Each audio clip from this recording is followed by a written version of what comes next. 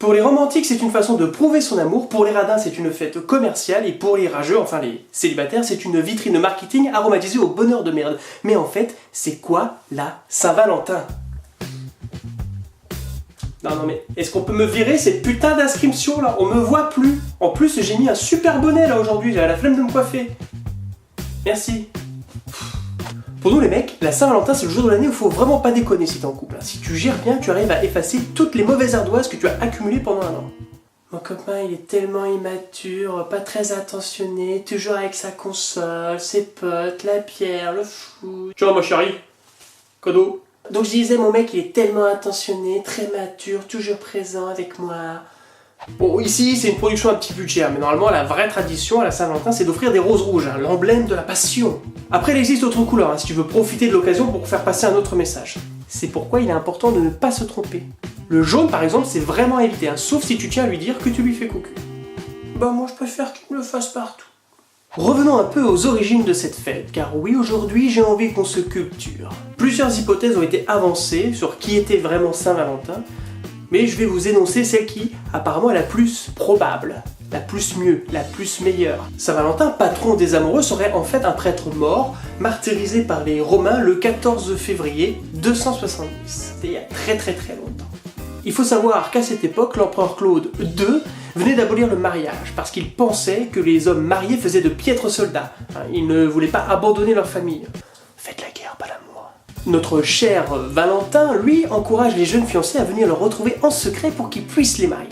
Bien sûr, ça remonte aux oreilles de Claude II, qui lui n'apprécie pas, et du coup, Valentin se fait arrêter et emprisonner. Pendant qu'il attend Pépouze au fond de sa cellule son exécution, Valentin se prend d'affection pour la fille de son geôlier, une prénommée Augustine. Avant de partir se faire décapiter, il laisse à sa belle un tas de feuilles en forme de cœur avec l'inscription marquée « De ton Valentin ». On pourrait d'ailleurs se demander si l'expression « l'amour fait perdre la tête » viendrait de lui. Voilà, c'était pas ouf comme histoire. J'ai un peu la gorge sèche à force de parler. J'ai pas l'habitude de parler autant. Cette belle mais néanmoins tragique histoire peut aussi expliquer pourquoi on s'échange des cartes pour la Saint-Valentin. Car vous le savez peut-être, mais suivant les contrées, les traditions diffèrent pour témoigner son amour à sa moitié. Par exemple, au Japon, la Saint-Valentin a été introduite par les fabricants de chocolat à la fin des années 1950. C'est une fête purement commerciale où ce sont les femmes qui offrent du chocolat aux hommes. Ça je dis oui. Voilà un pays qui a tout compris, voilà une belle tradition, merde. Pour info, sachez qu'il existe deux types de chocolats offerts. Les chocolats dits de courtoisie, qui comme son nom l'indique sont offerts par gentillesse, par amitié ou pour tenter d'avoir une promotion auprès de son patron, et les chocolats dits de destinée, qui eux sont les vrais chocolats Saint-Valentin, qui sont offerts dans une boîte en forme de cœur pour l'élu de son cœur. Non mais ça fait 2 fois cœur dans la même phrase, tu manques un peu de vocabulaire. Va te brosser les dents avec une tronçonneuse. Continuons de regarder les traditions à l'étranger.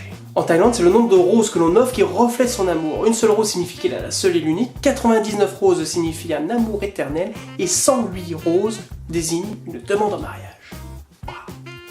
Faut juste se faire chier à bien compter et à pas se louper. 109 roses, c'est dommage, à une près c'était une demande en mariage. Il doit vraiment pas t'aimer, quitte-le. Va te noyer, va te jeter sous un train. En Afrique du Sud, on épingle tout simplement le nom de son amoureux à sa manche.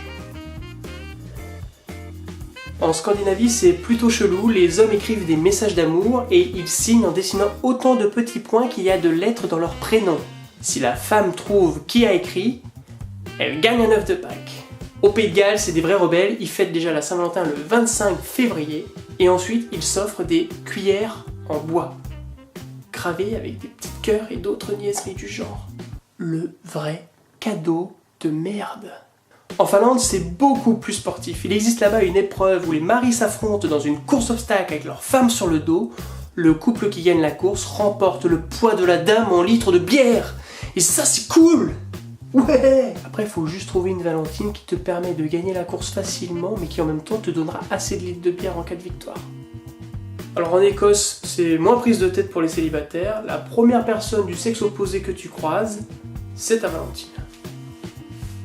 Il est vrai que de s'échanger des mots doux reste quand même beaucoup plus romantique et approprié, dans le cadre de la Saint-Valentin, que de s'échanger n'importe quel cadeau à la con.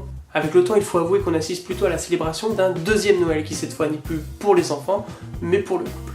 Pour la Saint-Valentin, il m'a offert un iPad. Waouh, il doit beaucoup t'aimer.